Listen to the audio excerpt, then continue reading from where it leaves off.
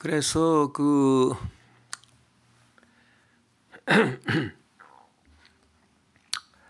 이 안테렘, 인레, 포스트렘 이런 개념들은 이런 말들의 의미는 나중에 포스트 모더니즘이나 구조주의나 그런 거 이해할 때도 아주 중요한 개념들이기 때문에 여러분들이 이러한 의미구나라고 하는 것을 자 이렇게 알아두시면 좋겠다 이런 생각이 들고요. 이제 실체와 우유, 본체와 우유. 그래서 이 본체라고 하는 것은 자 우리가 변치 않고 나는 나다. 그러니까 변치 않는 거죠. 나는 나다. 그게 뭐 변하는 겁니까? 그러니까 변치 않게 어떤 사물에 그루트가 되어서 딱 붙어 있는 그게 이제 본체고. 나머지 9가지 질, 양, 관계, 장소, 시간, 상태, 소유, 능동, 수동 이렇게 표현되는 것들은 다 우연에 있는 거다. 그건 다 이제 변할 수 있는 거다. 이제 그 얘기가 되겠습니다. 그래서 이 하나님은 이 삼위일체 하나님은 그 삼위라고 하는 이 위라고 하는 게 이제 관계를 말하는 거거든요. 성부, 성자, 성령의 관계를 말하는데 이 관계가 우유다 그래 버리면은 그럼 하나님은 변하는 분이냐 이제 그렇게 생각할 수 있죠. 그러니까 그게 아니고 이 관계가 하나님에 의해서 적용될 때는 이 관계는 우유를 말하는 게 아니라 이는 실체를 말하는 거다. 그렇게 어거스틴은 삼위일체 하나님을 설명하면서 이 관계라고 하는 범주의 특별한 위치를 말하고 있는 겁니다. 우리가 히브리서 보면은 믿음은 바라는 것들의 실상이요 보이지 않는 것들의 증거라라고 하는 말이 있는데 이 바라는 것들의 실상 이게 바로 substantia를 말합니다. 네. 라틴어로 보면은 본체를 말하는 거요. 그래서 믿음이 우리가 소망하고 바라는 것을 확실하게 이렇게 밑받침으로 딱 보장해 줄 수 있는 본체다. 이제 그런 의미가 이제 되겠고요. 이 삼위일체 신학을 이렇게 이제 본체와 우유, 관계 범주를 통해서 그렇게 이제 설명을 이제 하고, 그리고 이 본체와 우유가 또 적용이 되는 또 하나의 신학적인 이론이 있는데 그게 바로 성찬입니다. 그래서 우리가 성찬을 어떻게 이제 봐야 되느냐라고 하는 그 문제도 이제 결국은 이 본체와 우유에 대한 형이상학적인 이해가 선행이 되어야 이 성찬 이론, 가톨릭의 화채설이라든지 루트의 공채설이라든지 또 깔뱅의 영적 임재설 이런 것들을 근본적으로 이해할 수가 있는 거지요. 예, 그 부분에 이제 대해서 삼위일체 신학이나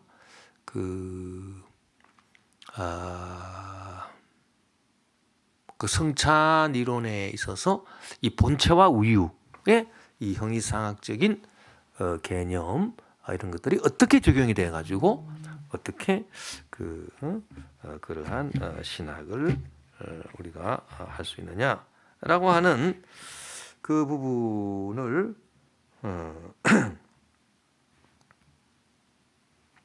우리가 이제 그렇게 이제 볼 수가 있습니다.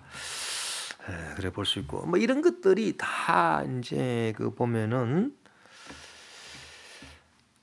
안테레모로스의 역사라든지 이런 것들 이게 다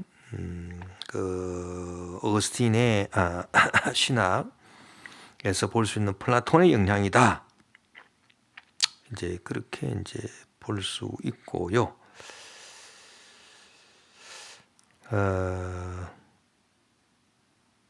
그 아리스토텔레스의 영향을 뭐 사실 오늘 이거는 이제 강의를 다음 시간 강의 내용인데 오늘은 이거 어거스틴의 삼위일체론하고 이 성찬 이론을 오늘 얘기를 해야 되는데 이 한 가지만 너무 이렇게 또 하면 골치가 아파요. 그래서 그 아리스토텔레스의 그 영향에 대해서 이제 얘기를 하고 또 이렇게 플라톤에 대해서도 얘기를 하고 이렇게 좀 왔다 갔다 하면서 하면은 좀 좋겠다 이제 그런 생각을 이제 해보게 되는데 그 어거스틴에 있어서 이제 존재의 이제 질서라고 하는 게 있습니다. 존재의 질서.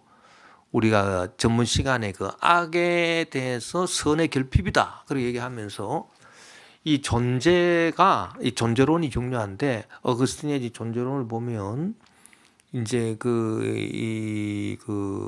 이렇게 존재의 어떤 그 질서가 있어가지고 그 하나님 존재는 뭐 예를 들어서 100이다. 그러면 영혼은 80이다. 육체는 60이다. 뭐 또 그 밑에 물질은 뭐 40이다. 이런 식으로 우리가 이제 그 등급을 매길 수 있다. 이게 존재의 질서지 않습니까?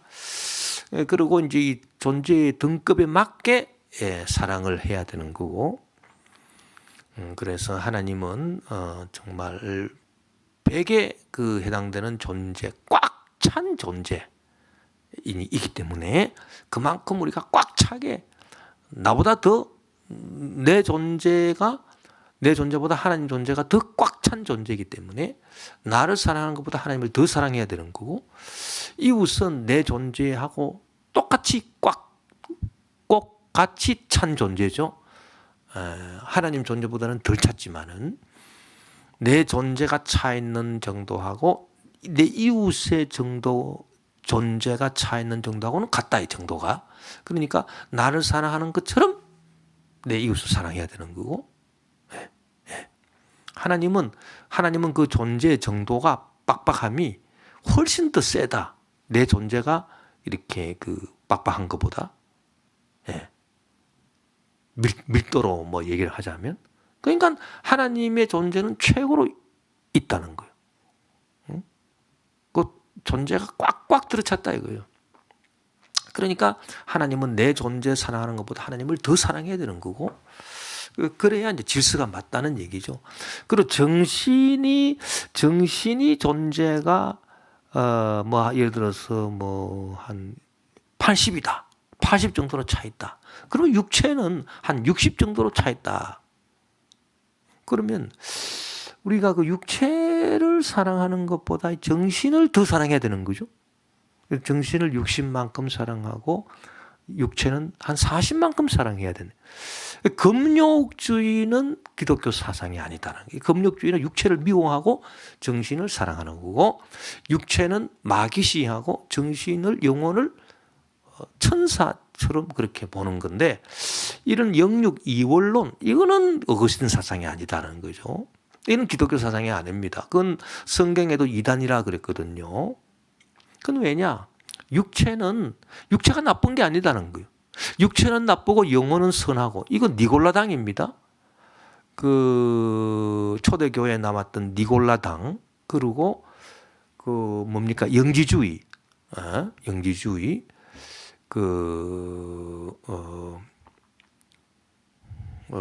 영지주의자들이 그런 그 이단적인 주장을 했죠. 그래서 그 육체는 그 나쁘고 영혼은 선하다.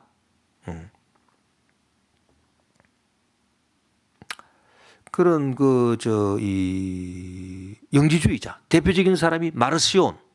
그 마르시온이라고 하는 자의 영지주의가 그 초대 교회사에 보면은 그 마르시온이라고 하는 자의 그 영지주의가 있고, 이 마르시온이라고 하는 자의 영지주의가 있고, 이 몬타누스라고 하는 자의 이 성령 열광주의가 있어요. 성령 열광주의. 그 몬타누스의 성령 열광주의는 이 삼위일체의 균형을 깨는 거기 때문에 이 이단이고, 이 마르시온의 영지주의는 영혼은 선한 것으로 보고 육체는 악한 것으로 보는 선악 이원론이기 때문에 이건 이단입니다. 근데 둘 다 이제 어거스틴 신학에 딱 걸리는 거예요. 어거스틴 신학은 육체를 악하게 본 게 아니에요. 육체도 선하다는 거예요. 영혼도 선하다는 거예요. 그런데 선한 정도가 차이가 있다는 거지. 육체가 40만큼 존재가 꽉 차 있기 때문에 40만큼 선한 거예요. 영혼은 80만큼 선하기 때문에 80만큼 존재가 꽉 차 있기 때문에 80만큼 선한 거고, 그래서 존재하는 것은 다 선하다는 겁니다. 이게 바로 어거스틴의 지론이다. 그런데 존재의 정도가 다르다는 얘기죠. 그러니까 영혼은 80만큼 꽉 차 있는 거고 육체는 40만큼 꽉 차 있는 거예요. 그 물질은 뭐 20만큼 꽉 차 있는 거예요. 뭐 편의적으로 이렇게 우리가 설명하기 위해서 얘기를 한다면 그렇다는 얘기예요. 그럼 영혼은 물질은 20만큼 사랑하고 영혼은 80만큼 사랑해야 된다. 이게 다 선한 거예요. 뭐 돈도 좋은 거야. 물질도 선한 거예요. 육체도 선한 거예요. 영혼도 선한 거예요. 그러나 선한 정도의 차이가 있다는 거지. 근데 이 이단자들은 영혼은 선하고 육체는 악하다 이렇게 보는 거예요. 그래서 뭐 금욕을 해야 되고 뭐 어쩌고 저쩌고. 이게 아니다. 또 뭐 어떤 또 이 영지주의 이단은 육체는 어차피 악한 거기 때문에 뭐 육체는 뭐 이거는 상관없다. 영혼만 구원받으면 된다 이래 가지고 그 육체가 뭐 방탕을 하든 말든 그건 상관없다. 영혼만 구원받으면 된다. 뭐 이런 또 되지도 않는 그런 말을 해서 육체가 방탕하는 거를 그냥 방임해 버리는 금욕주의하고 또 정반대죠. 그거는 그렇게 나가는 경우도 있고, 또 그 육체는 나쁜 거기 때문에 무조건 육체는 눌러야 된다. 그래서 육체에 대해서 밥도 잘 안 주고 최소한 그냥 영양실조 안 그럴 만큼 그냥 먹고 빼빼 말라가지고 그렇게 살아야 된다. 금욕주의로 사는 거 이것도 이단이고, 뭐 육체는 어차피 뭐 망할 존재이기 때문에 그냥 내버려 둬라. 그냥 육체가 뭐 시궁창에 뒹굴든 말든. 그래서 오히려 그 쾌락주의 이런데 그 육신을 그냥 방임해 버리고 내 영혼만 하나님 잘 믿으면 된다. 이렇게 말하는 정또 반대도 이단이고, 이 두 개가 다 이 영지주의에 속한 거예요. 그러니까 영지주의 두 가지 경향이 있어요. 하나는 극단적인 금욕주의, 하나는 극단적인 방탕주의. 이 둘 다 이거 다 이단이다. 이 성경 열광주의도 이거 성부, 성자, 성령 가운데 이 성령의 위치를 확 그냥 올려가지고 완전 막 그냥 성령 열광주의로 이런 거는 그 이단이다. 삼위일체의 균형이 필요하다. 성부, 성자, 성령의 관계 이런 다 어거스틴 신학에서 딱 나오는 건데, 이게 질서가 있다. 이 질서. 이 질서가 얼마나 중요한지 몰라요. 결국은 이 육체가 40 정도밖에 안 되고 영혼이 80 정도이기 때문에 이게 바로 얼마나 이게 중요한 그건지 모른다. 이 판단의 기준이 되는지 모른다. 그 사랑도 예를 들어서 이 플라토닉 러브라고 하는 게 있대. 플라토닉 러브. 이게 뭐냐면은 이 육체를 사랑하는 게 아니라 영혼을 사랑하는 거예요. 이 플라토닉 러브가 이 육신적인 사랑하고 뭐가 다르냐? 육신적인 사랑을 해가지고 막 이렇게 그냥 육신적인 사랑을 하면은 그 사랑이 오래 갈 것 같아도 오래 못 간다는 거예요. 그냥 얼마 가다가 그냥 다 그쳐버린. 그 플라토닉 러브는 오래 가는 거예요. 영원히 가는 게 플라토닉 러브단 말이에요. 영원히 가는 거란 말이에요. 근데 이 육체의 사랑을 하게 되면은 오래 못 간다는 거예요. 그 왜 오래 못 가느냐? 딱 여기 답이 나와 있는 거예요. 존재의 선한 정도가 다르다는 거예요. 영혼이 더 세다는 거예요. 자, 이런 거를 우리가 그 존재의 질서에서 볼 수가 있는데, 이거는 플라톤한테 영향을 받은 건가, 아리스토텔레스의 영향을 받은 건가, 모호합니다. 내가 볼 때는 어거스틴의 어떤 독창적인 요소가 아니냐, 그렇게 생각도 되기도 하고, 뭐 플라톤은 사실 플라톤의 영향을 받았다면은 영혼은 선한 거고 육체는 악한 거다, 이렇게 볼 수 있는 가능성이 있다고 봅니다. 플라톤의 영향. 이 플라톤은 워낙 이데아와 경험 세계를 완전 칼같이 분리했기 때문에, 그리고 이 경험 세계를 허상으로 봤기 때문에 그렇게 볼 수 있는데, 어쨌든 그 플라톤의 영향인지, 어떻게 보면 아리스토텔레스의 영향이 이 존재의 질서에 더 영향을 끼치지 않았냐, 그렇게 이제 보거든요. 왜냐하면 아리스토텔레스가 참 중요한 사람이에요. 아리스토텔레스가 왜 중요하냐면은 이 형상과 진료 이론이 있다. 이 형상 진료 이론이 아주 탁월한 이론이에요, 이게. 응? 그래서 이 진료는 뭔 재료를 말하는 거고, 형상은 이 재료로서 뭘 만들어내려고 하는 목적을 형상으로 보는 거 아닙니까? 그래서 예를 들어서 뭐 종이가 나무가 종이가 되고 종이가 책이 되고, 이게 진료 형상 이론이고, 이게 운동이란 말이에요. 운동. 응? 이 운동. 그러면 이게 종이가 자기보다 높은 질서의 책을 지향하려고 하는 거예요. 나무는 자기보다 높은 존재 질서에 있는 종이를 지향하려고 하는 거예요. 이게 바로 진료 형상 운동이거든요. 그러니까 이 존재의 이 질서하고 이 뭔가 이게 이 진료 형상 이론이 맞닥뜨려지지 않느냐. 응? 그래서 뭐 나무가 뭐 종이가 되려고 하고 종이가 책이 되려고 하고, 자기보다 그 높은 그 질서의 존재를 향해서 이렇게 움직이는 운동이 있다는 얘기. 그리고 이 아리스토텔레스의 영향이 왜 중요하냐 하면은, 아리스토텔레스는요, 이 진료 형상, 이 운동인데, 운동이 뭐냐, 운동이. 응? 이 운동이라고 하는 것이 뭐냐면은 시작이 있고 끝이 있고 목적이 있다는 거야. 이 목적이 중요한 목적이. 응? 그 어디에서 출발해서 어디로 가느냐, 이게 목적이잖아요.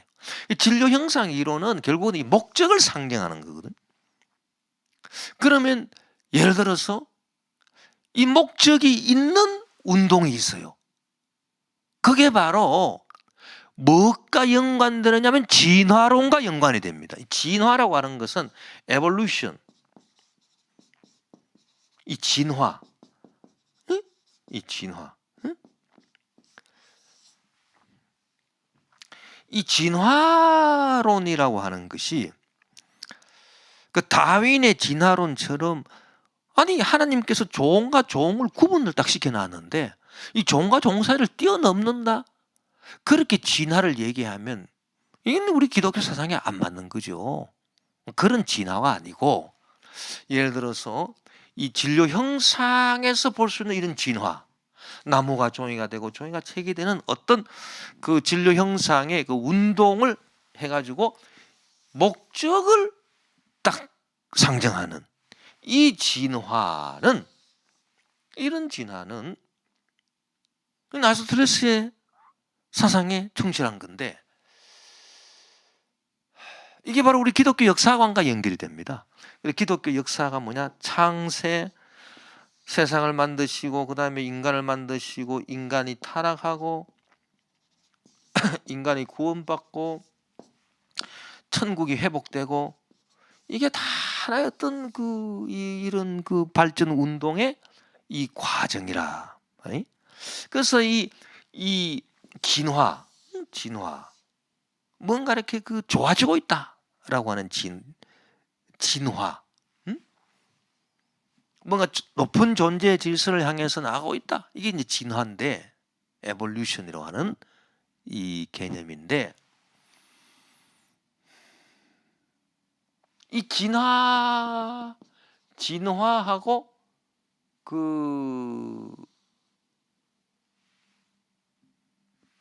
이 과정 사상하고 같은 거냐? 아닙니다. 다른 겁니다. 이 진화라고 하는 거는 목적이 있는 게 진화. 끝점이 있어, 끝점. 때이아르드 샤르댕이 말하는 오메가 포인트가 있다니까. 오메가 포인트 끝점이 있어요. 이게 바로 성경이 말하는 파루시아다. 하나님 나라가 임하는 때란 말이에요. 이 파루시아가. 이 파루시아를 딱 이렇게 목적으로 향하기 때문에 이 진화라고 하는 것은 이 아리스토텔레스의 진로 형상 이론에서 보여지는 이런 진화라고 하는 것은 도표로 표시하자면 직선이에요, 직선. 이거는 뭐냐 하면은 이런 직선이란 말이에요, 직선. 그래서 여기 끝점에 파루시아가 있다는 거예요.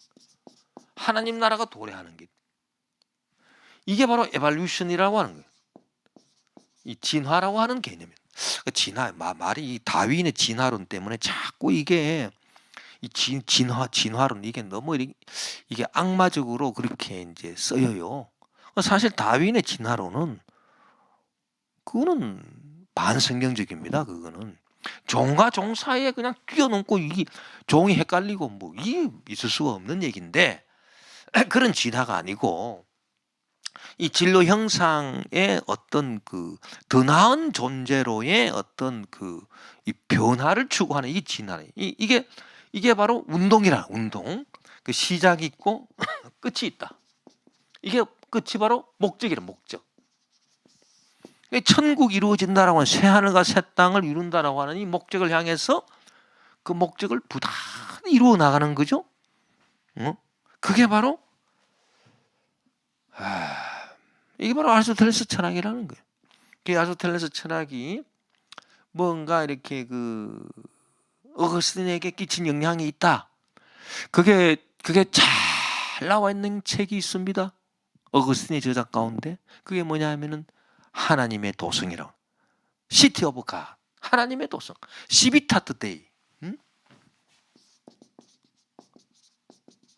하나님의 도성이라고 하는 이 어거스틴의 저작을 보면 인류 역사가 쫙 이렇게 해가지고 그냥 어떤 이 참 진보의 개념으로 쭉 해서 끝에 결국 완벽한 천국을 이루는, 천국을 회복시켜주는 그 과정으로 쭉 나가고 있다는 걸 볼 수 있는.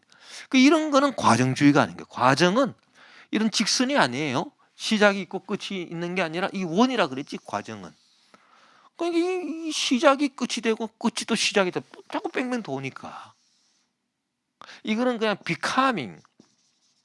이 비카밍 자체를 실체로 보는 거고, 이거는 뭐 돼가고 있는 거지만은 이 도는 게 아니잖아.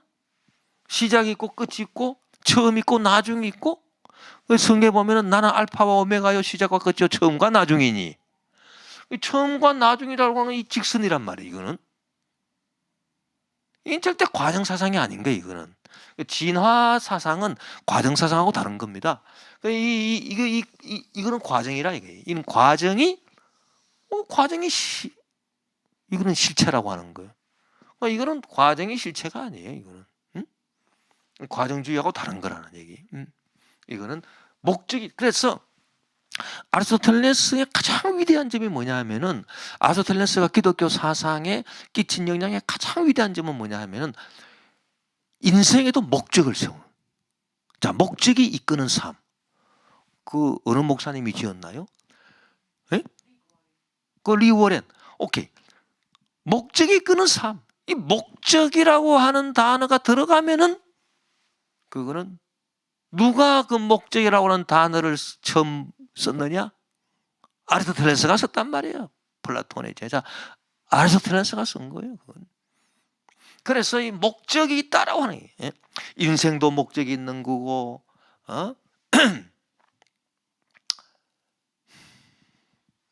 이 역사도 목적이, 인류 역사도 목적이 있는 거고, 구원사도 이렇게 목적이 있는 거야. 이렇게. 그게 바로 우리 성경이 가르쳐 주는 거예요. 새하늘과 새 땅, 새 예루살렘이다 말이에요. 그래서 이 목적을 향해서 부단히 나아가는 과정에서 발견되는 이발루션, 이 진화라고 하는 개념하고 다윈의 진화라고 개념하고 헷갈리면 안 되는 거고, 또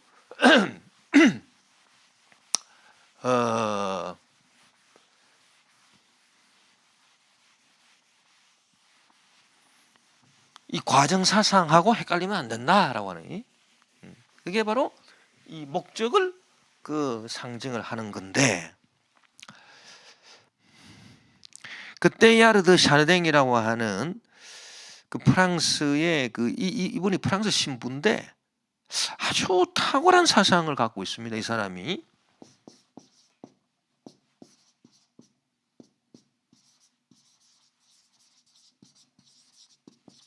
테일하르 드 샤르다.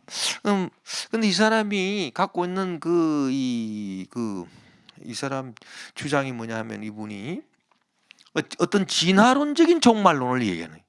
그러니까 종말, 파루시아, 끝점을 상징하는 거죠. 아리스토텔레스처럼. 여러분, 우리가 뭘 알아야 되냐면은, 이 아리스토텔레스 철학이 결국은 토마스 아퀴나스 쪽으로 넘어가면서 가톨릭 신학을 형성하게 되고, 이 가톨릭 신학은 뭐든지 한목적적인 그 목적에 맞는 그러면 무조건 이 토마스 아퀴나스 신학에 딱 들어맞는 거예요. 그래가지고 이 가톨릭에서는 이 토마스주의에 다 합당하면은 뭐든지 다 오케이인 거야. 그냥 다 오케이. 우리 개신교에서 어거스틴에게 딱 맞으면 일단 안심하고 다 이제 받아주듯이, 예? 이 가톨릭은 일단 그 토마스 아퀴나스 토미즘이라 그래요. 이 토미즘에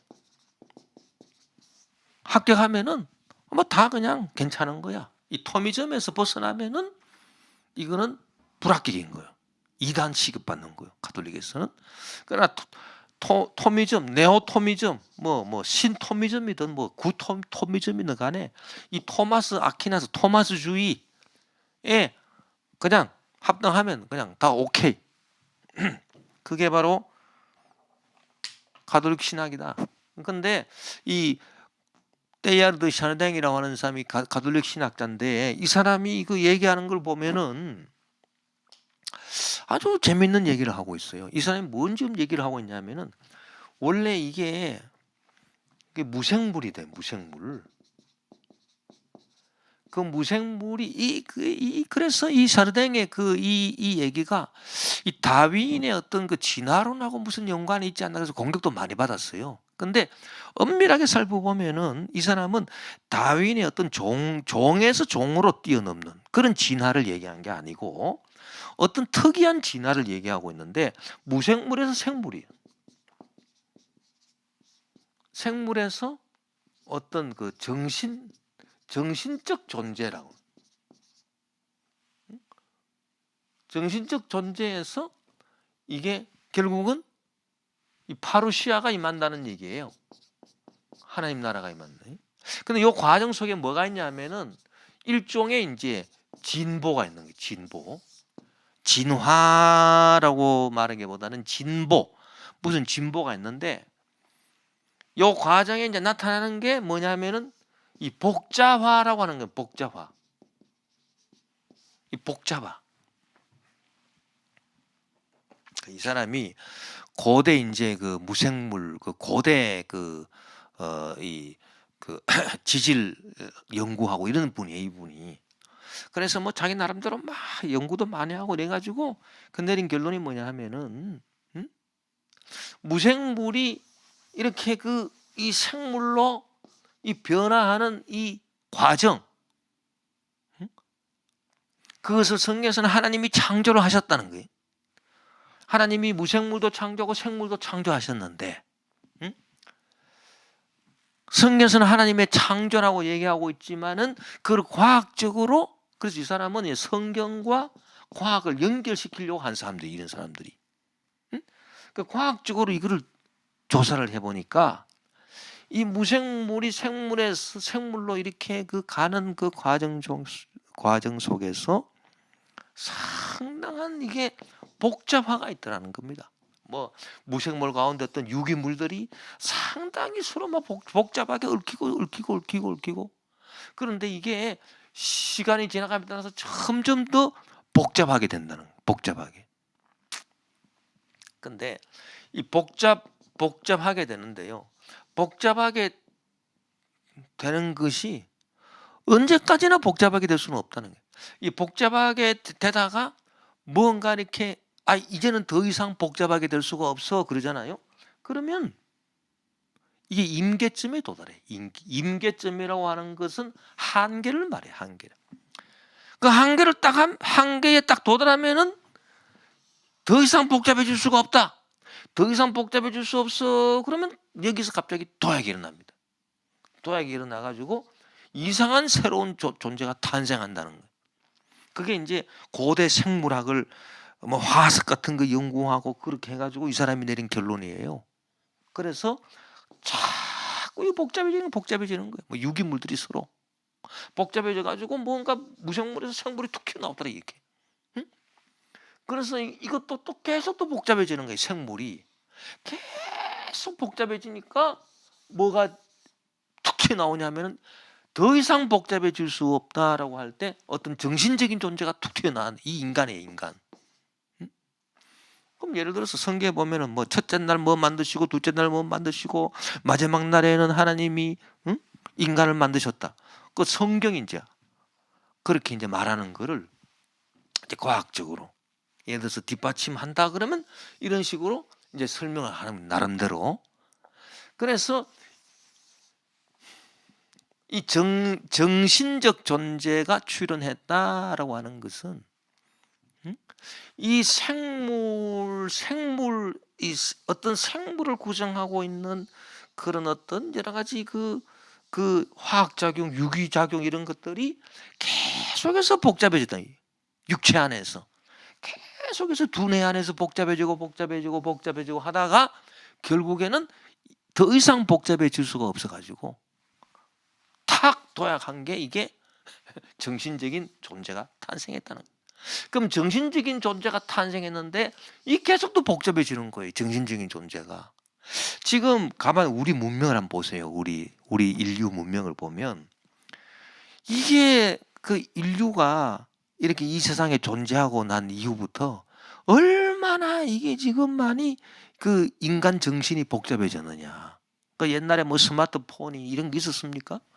이 뭐냐 다 이게 결국 보면은 이게 막 정신화에 아주 복잡화를 말하는 거예요. 그 복잡화가 되면 뭐가 되느냐? 이게 어떤 사회화 현상으로 돼. 사회. 이제는 어떤 그 개인의 어떤 차원이 아니라 이 복잡화가 되다 보면은 이 커뮤니케이션이 서로 얽히고 설키고 통신이 서로 얽히고 설키고 정보가 그냥 1초 만에 왔다 갔다 하고 이게 전부 다 복잡한 사회화 과정을 말합니다. 복잡한 사회화 과정. 그러면 이 복잡한 사회화 과정 이게 언제까지 이렇게 복잡해지겠느냐? 지금 인류가 계속해서 지금 뭐 5G 시대다, 뭐 6G 시대다, 뭐 7G 어쩌고 뭐 계속 쭉 나올 거란 말이에요. 그러면 이게 언제까지 이렇게 복잡해지겠느냐? 떼야르드 샤르댕의 가설에 의하면 이게 한계가 있다는 얘기예요. 더 이상 복잡해질 수가 없어 인간 사회가. 지금 얼마나 복잡해. 뭐 노동계, 뭐 노사관계, 무슨 뭐 국제관계, 무슨 관계, 창호지간 엄청난 이 복잡화의 과정 속에 들어왔는데 이 복잡화라고 하는 단어를 처음 이 사람이 딱 끄집어낸 거예요. 그러면 이것이 나중에 더 이상 한계가 없어. 이제 한계에 딱 도달하는 거야. 한계에 딱 도달해서 딱 폭발해버려 그냥. 그게 뭐냐?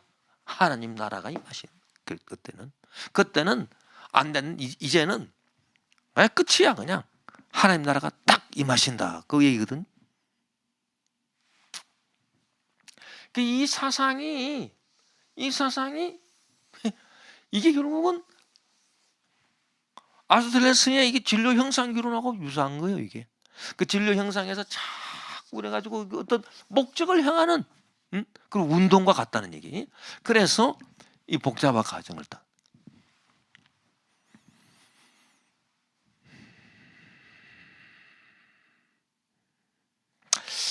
근데 이제 어거스틴의 그 신국, 하나님의 나라, 하나님의 도성이라고 하는 책을 보면은 이런 뭐 복잡화를 얘기하고 있지는 않지만은, 그러나 그 인류 역사의 그 발전 단계를 쭉 말하고 있어요. 그 신국론 제일 마지막 부분 22권 30장 그 영문을 제가 쭉 적어놨는데, 그걸 여러분 자세히 읽어보라. 요건 다음 시간에 우리가 공부할 건데, 다음 시간에 그 다시 우리 어거스틴 그 삼위일체 신학하고 또 그 본체와 우유를 구분해 가지고 공부하는 삼위일체 신학하고 승찬의 이론으로 다시 들어오고, 그 다음에 요거 신국론 요것도 이제 얘기를 할 건데, 이렇게 이제 그 나름대로의 모종의 진화를 겪고 있다는 이 인류 역사가 참 그 일리가 있는 설명이다, 그렇게 보거든요. 데이아르트 샤르댕. 그래서 이게 복잡하라고 하는 게 지금 이게 인류의 사회생활이 지금 이렇게 지금 복잡해져 있는데, 이게 언제까지 이게 복잡해질 거냐, 이렇게 계속 반드시 임계점이 있어서 그게 나온다. 그리고 여기서 볼 때에 뭔가가 또 새로운 우리에게 가르침을 주죠. 그게 뭐냐? 그게 바로 그 성경에 나오는 말씀이에요. 우리의 육은 쇠퇴하나 우리의 속 사람은 날로 새롭다. 이 육신이라고 하는 것은 가치가 이 40밖에 안 되는 거란 말이에요. 정신은 80이란 말이에요. 그러면 시간이 쭉 지나감에 따라 가지고 육신은 자꾸 쇠퇴하는 거예요. 쇠퇴. 그 늙어서 병들고. 야, 그럼 이게 무슨 희망이 있느냐? 희망은 어디 있느냐? 여기에 있는 겁니다. 정신화가 되는 거지. 이렇게 정신화가 되는 거예요. 이게 육체에서 정신화가 되는 거예요. 그러면 나이가 들수록, 우리 기독교 사상이 뭐냐? 나이가 들수록 당신 육체는 쇠퇴해. 힘도 예전 같지 않고, 무슨 뭐 정열도 예전 같지, 다 이게 뭐 사그러드는 거야. 이렇게 다 사그러들어도 뭐냐, 이게 정신화가죠. 정신화가 이루어진, 정신적으로도 복잡해진. 그래서 고도의 정신화가 돼가지고 이 정신에 대한 존재가 아주 완숙한 경지에 이르는단 말이에요. 이게 바로 위로야. 이게 성경이 주는 위로. 이게 바로 겉사람은 후패하나 우리가 낙심하지 아니하노니 우리의 겉사람은 육체는 후패하나 우리의 속은 날로 새롭다는 거예요. 그럼 날로 새롭다라고 하는 게 지식, 지성, 감정, 의지, 양심, 이런 것들이 우리 정신을 구성하고 있는 이런 요소들이 날로 이렇게 새로워져 가지고 이 정신화의 과정을 거쳐야 된다는 거예요. 그게 보상이라는 거예요. 그러니까 나이가 들수록 더 지성적이 돼야 되고, 더 아주 감성적이 돼야 되고, 의지화가 돼야 되고, 양심이 살아서 움직여야 되고, 신앙이 살아서 움직여야 이게 합당한 거란 말이에요. 이게. 근데 뭐 나이가 들수록 아이고 몸도 약해지니, 육체도 약해지니까 뭐 정신도 뭐 희미해지고, 그게 아니라는 거예요. 그게 성경이 아니라는 거예요. 성경은 그렇게 말하고 있지 않다. 그래서 이 성경이 말하는 것은 이런 그 진료 진료 형상 이론의 어떤 운동, 그 운동에 따라 가지고 우리가 날로 새로워져야 될 것을, 정신이 새로워져야 될 것을 말하고 있는 거고, 아까 내가 얘기했다시피 그 사랑이라고 하는 것도 마찬가지. 사랑이라고 하는 것도 이 늙어가지고 이렇게 점점 나이가 들수록 이 정신적인 플라토닉한 그런 쪽으로 발전하게 된다. 그런 쪽으로 발전하게 되면서 더 완숙하게 되는 거고, 더 영구적으로 가게 되는 것. 그것이 바로 보상이다. 성도들에 대한. 그리고 그런 보상이 있기 때문에 우리가 낙심하지 않는다. 나이가 들어도 우리 그 사람은 후패하지만 우리의 속은 날로 새롭다라고 하는 의미가 되고, 이런 것들이 다 아리스토텔레스의 이 목적을 상정하는 그런 진료 형상 이론의 운동, 그런 진보, 거기에서 발견해 볼 수 있는 것들이다라고 하는 겁니다. 예. 다음 시간 하도록 하겠습니다. 예.